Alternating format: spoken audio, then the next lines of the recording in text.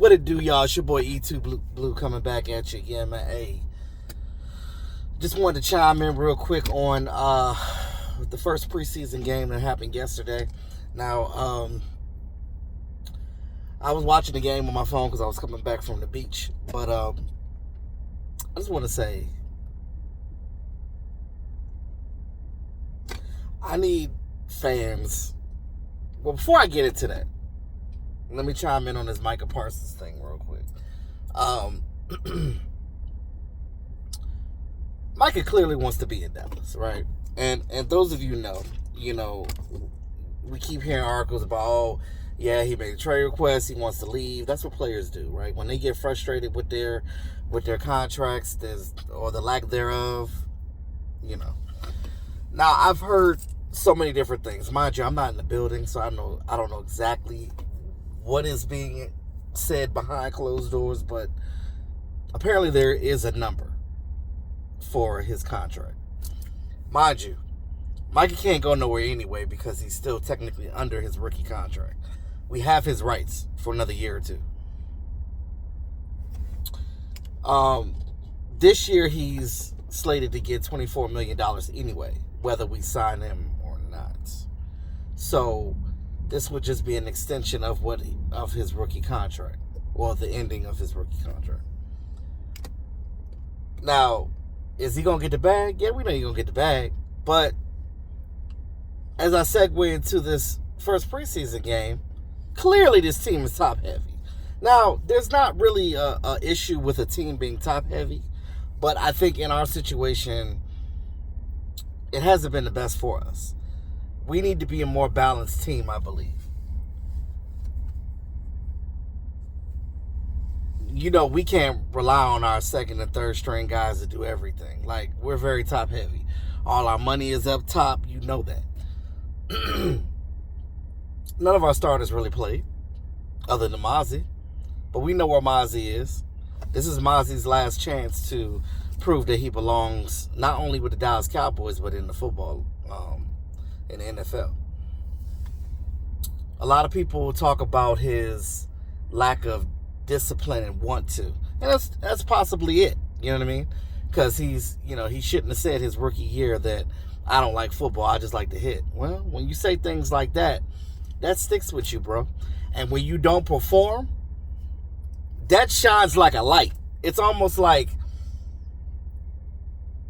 somebody took a flashlight and was like, psh, psh, remember what you said? These are the words right here. And they're in glowing color when you don't show up and play. And that's pretty much what happened. Now, I look at it as we've always been a team that got goodwill with undrafted players, but undrafted players weren't drafted for a reason. Now, they can get there to some point, just like Tony Romo did, just like Cole Beasley did, just like all the other undrafted players that we ever had. Now, Lyle Collins was supposed to be drafted, but you already know what happened with that situation. But he was technically a first-round draft pick that we got off of the humble in an undrafted sense. And then we got him back. And you see that now he's showing his leadership with these other offensive linemen and helping them out. So I'm glad that the Cowboys got Lyle back. That definitely helps this team on the offensive line and all the injuries that, for whatever reason, we keep happening. Joe Milton. Understand that Joe Milton has not played football long. He only played a year with the Tennessee Volunteers. And I think he only has like 100 more snaps than Trey Lance does. And you remember, Trey Lance didn't play that much football in college either. And then coming in the NFL, definitely didn't have that many options or opportunities to play. Same thing with Joe Milton. When Joe Milton was with New England, he played that one preseason game last year. And other than that, practice reps. Same thing, you come to the Cowboys, practice reps. Get jumped into a game. I think Milton will be fine down the road. I think that he will make a great backup as time progresses. But this should go to show some of you fools that think that thought Joe Milton was going to be better than Dak Prescott. Come the hell on. For those of you that said that, shame on you. Clearly you don't know football, because Joe Milton better than Dak Prescott? Like, that doesn't... Everybody looks at his intangibles, right? Oh, he could throw the ball a million miles away. Okay. Yeah, but he only has one gear. Throw that ball hard. I would hate to catch a ball from him. I'd break all my damn fingers. He throws that ball too hard. He has to learn when to put touch on it, when not to put touch on it. He also has to learn he relies too much on the strength of his arm and not understanding that you have to throw the ball with not necessarily a little bit of accuracy, but you have to throw it's timing. It's timing as a quarterback. You have to throw that ball where the player can get it, in front of him, not behind him. That's why that deep ball to Mingo was behind him. That's why that other deep ball to whoever else he threw the ball to, that it was incomplete in the end zone, it was underthrown. He has to learn how to throw the ball at the right time, on the money. If he learns that, he's going to be a beast. And learn how to actually read defenses and understand when to move out of the pocket, when to do this and do that. But that's going to come with time, right? When you play the quarterback position, to be great at it, you need time. You need practice. You need reps. And it's going to take him a while. I mean, if the Dallas Cowboys decide they want to keep Joe Milton for the foreseeable future, which I would if I was on this coaching staff, because you want to develop him, right? And I think that he has a higher ceiling than Trey Lance ever did. Although Trey Lance seemed like he's doing okay over there with the Chargers. I don't know. Maybe it's just the organization. I don't know. San Francisco couldn't do nothing with him. We couldn't do nothing with him. But, hey, maybe the Chargers might keep him. Who knows? But that's neither here nor there. Now, back to these Dallas Cowboys.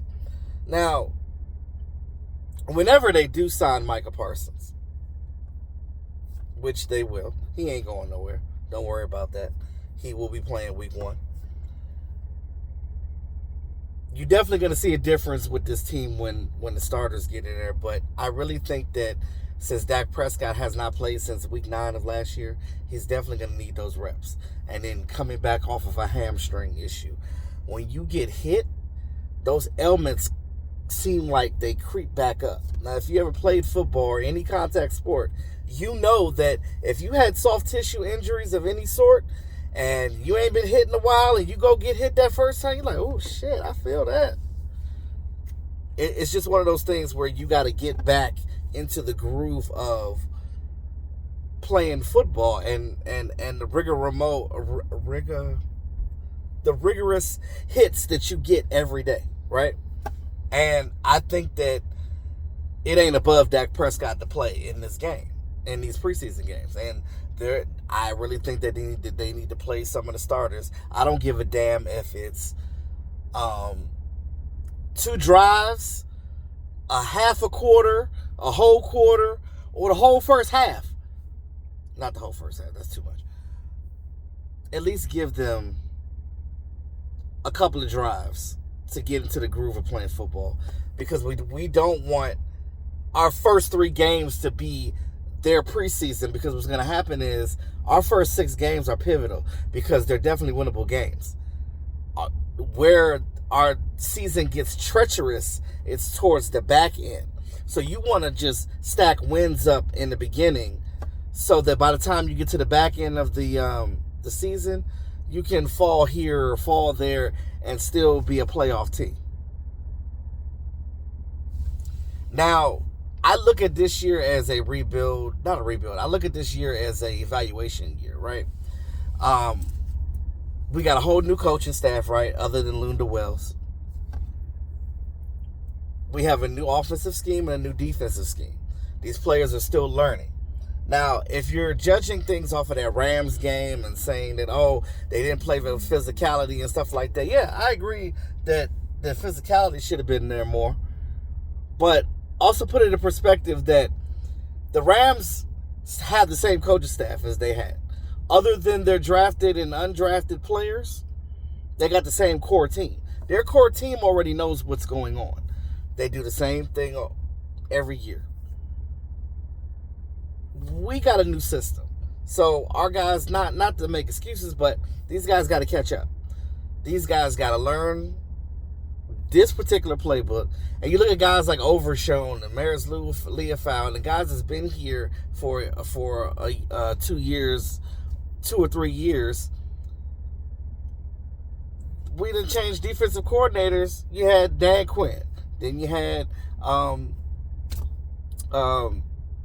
forgot Mike Zimmer, and then now you got Eberflus. So now you're learning these different coaches and learning what they want. Although some things still may be similar, it's still a different scheme. The core is the same, but what they're asking the individual players to do is a different thing. Now,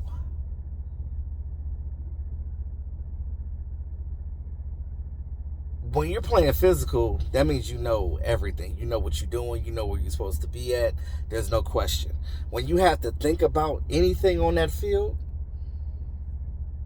you kind of play a little less physical because you're thinking about, okay, is this where I need to be at? Am I shooting this gap? Am I shooting that gap?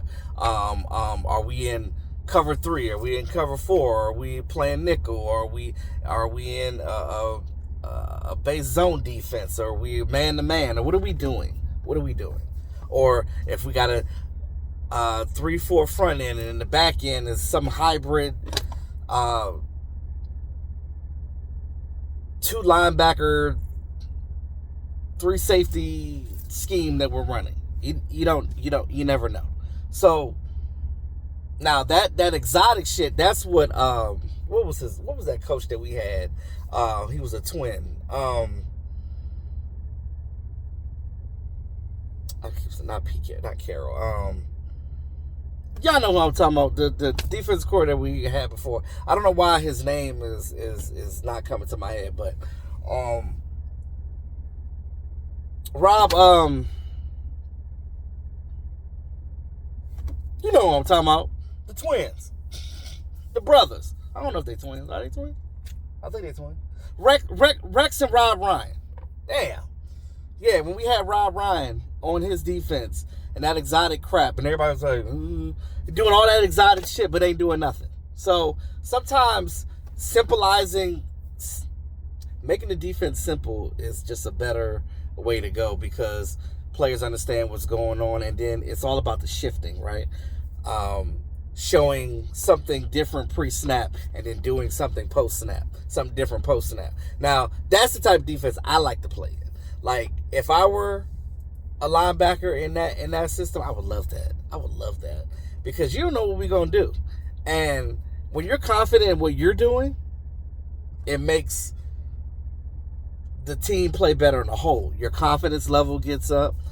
And you're going to make plays because you're not thinking about what you're doing. You're just thinking about where that player is. Get ball, see ball at that point. So that's what it's all about. I just don't want fans to really trip too much about these preseason games because, as the Cowboys know, the Cowboys don't care about winning no preseason games. Hell, we go 0-3, 0-4, depending on how many preseason games we have, and get into the playoffs. I mean, it doesn't matter. It's all about evaluating the talent of your team and figuring out what you want to do in that system. Now, I know that the reason why we don't play the starters in preseason no more is because Jerry Jones is snake bitten by what happened with Tony Romo back in the day when Tony Romo got hit. I forgot what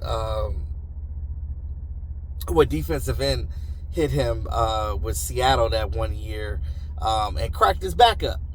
And then Tony Romo was out. And that's ultimately how Dak Prescott got the job because Tony Romo got hit in his back in preseason. So I think that he's just snake bitten by that. But I really think that you gotta play your starters for a little bit though. You gotta put them out there for, like I said, at least a series, a half a quarter. But Let me know what you guys think in the comments section. We got the Ravens up next, and then the Falcons for preseason, and then we got to get ready for the Eagles. I really think that what they need to do right now, if they really serious about this season and winning, I'm not going to get too much on Brian Schottenheimer right now because he's a new coach.